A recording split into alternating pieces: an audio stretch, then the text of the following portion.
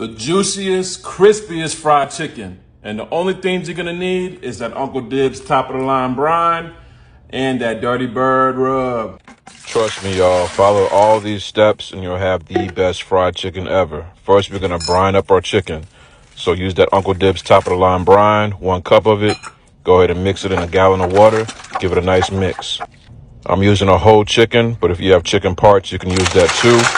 Go ahead and put that in your brine, top it with ice, set it in the fridge for at least 4 hours overnight if you can.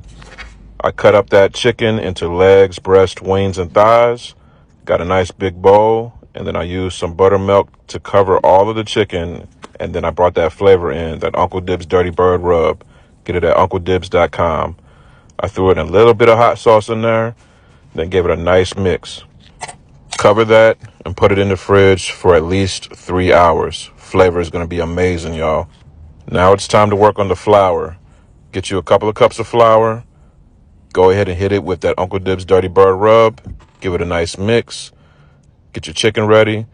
Make sure you cover your chicken with that flour. Press it in there nice and tight. Let that chicken sit for about 20 minutes before you put it in the fryer. I'm using peanut oil. I got it to about 350 degrees.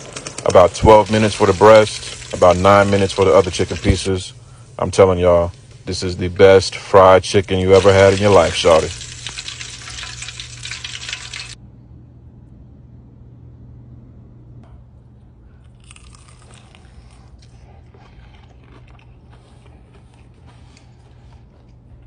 That's good, shawty.